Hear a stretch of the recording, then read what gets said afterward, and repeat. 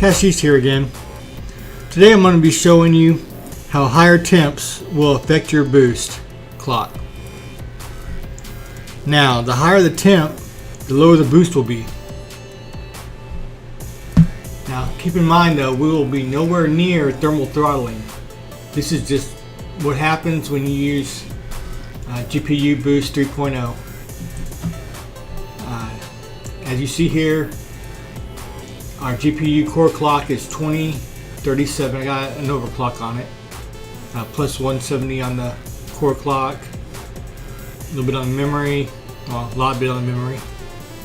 I got the fan speed going at 80% to keep it nice and cool. I'm at 51 degrees, 2037 core clock. It was up at 2050 earlier. It's warmed up a little bit. So what I'm trying to show you here is the higher this temp goes, the lower your core clock will go. Alright, so as you see, I'm still sitting at 2037, 52 degrees, running through this Heavens benchmark right here, just kind of keeping my GPU load at 100%. Let's stay here a minute so you can see that that's what it is. Still at 2037. Alright, it's pretty much stuck on 2037. So, let's see what happens when I raise the temperature. Let's see what happens to our boost clock. Alright, so to do that, I'm going to put my fan speed at 30%. Enter, apply.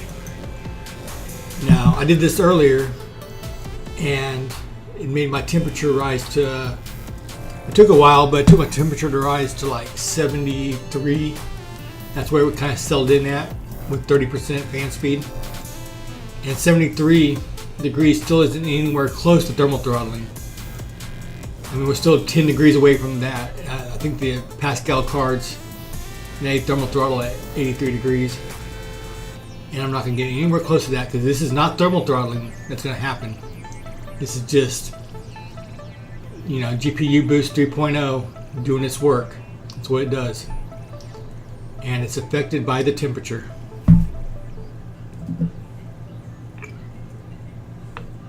Now let's see here.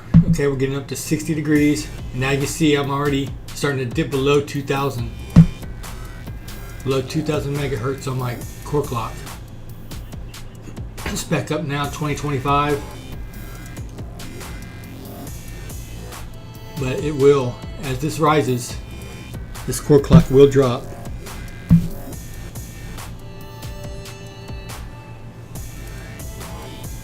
Right now I'm doing this test on my 1070 Strix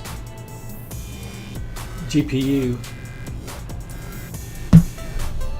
And it cools pretty well, so it's going to take a while to rise. Let's get 62 degrees, 2025, ain't too bad.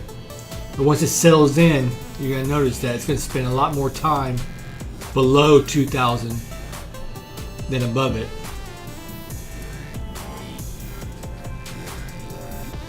Let's see here. This whole discussion got started because someone was just animate that as long as you're not thermal throttling, the temperature really doesn't matter. The whole discussion was about single fan cards. And I said, well, the dual fan will cool it better and that will help performance a little bit. Oh no, oh no. As long as you're not thermal throttling, there's no difference. And as you can see, we're already starting to dip below the 2000 mark. Not by much, but a little bit. It was going to 1999. See, there it goes. At 66 degrees. It's actually going 1987. It's holding its clock okay. 2012. You saw earlier we were doing 2037.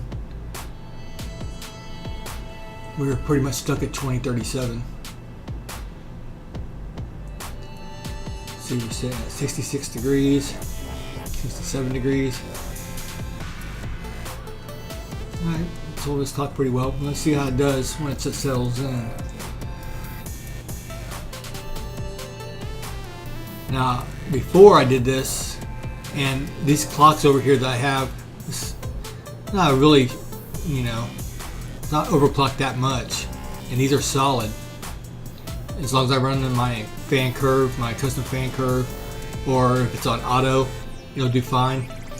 I had it crash on me earlier whenever I had it on this 30% and I had it up to like 70 degrees. It just was not, it didn't hold the overclock. And you know, your boost isn't going as high, you're not able to hold your overclock. I mean, these cards really love cool temps. Okay, now we're at 68 degrees, 69 degrees. Still holding this clock all right. But once it warms up, it will not.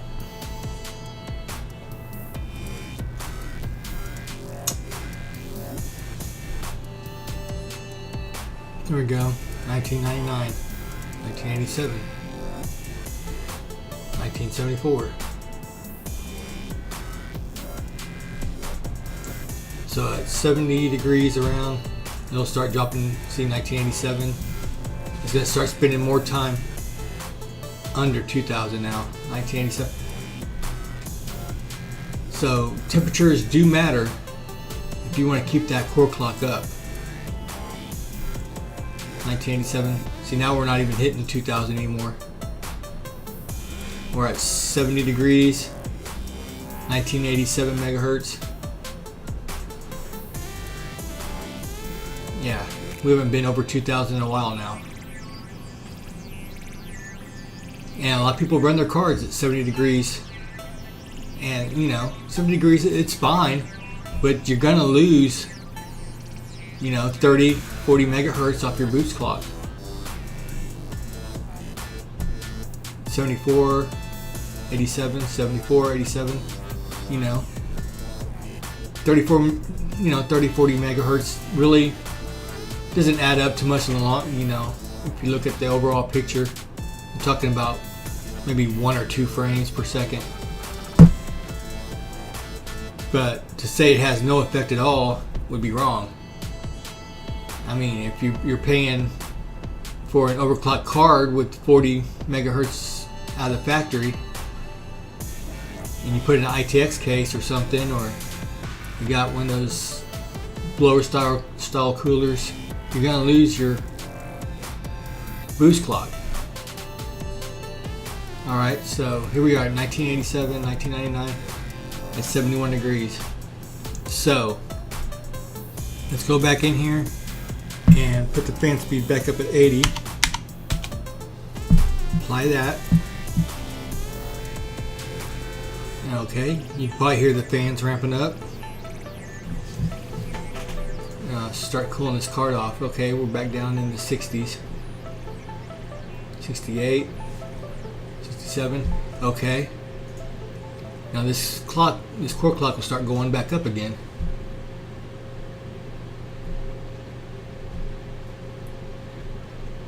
Just give it a second to chill out, get the card to chill. Let's see, we go back over there, 2012 again, at 64 degrees. And the lower we get this temperature, the more solid it's going to be in the 2000s. Okay, now it's staying at 2012.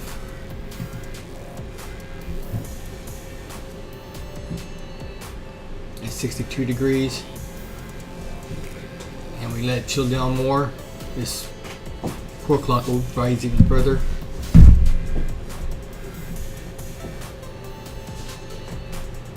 Alright, well, yep, 2012. San 112, let's see, 61 degrees. When we get back down to the 50s, it's going to rise back up again even further. Okay, so I just wanted to show you that the temperature does affect your boost clock. And I don't mean by thermal throttling either. This is not thermal throttling. You know, this card thermal throttles at 83, and we're not even anywhere close to that. But thermal throttles, it'll drop all the way down to its base clock, and we're not doing that. We're just gradually losing our boost as the temperature rises, and now we're gradually getting it back as it lowers. Okay, well, thank you for tuning in. Bye.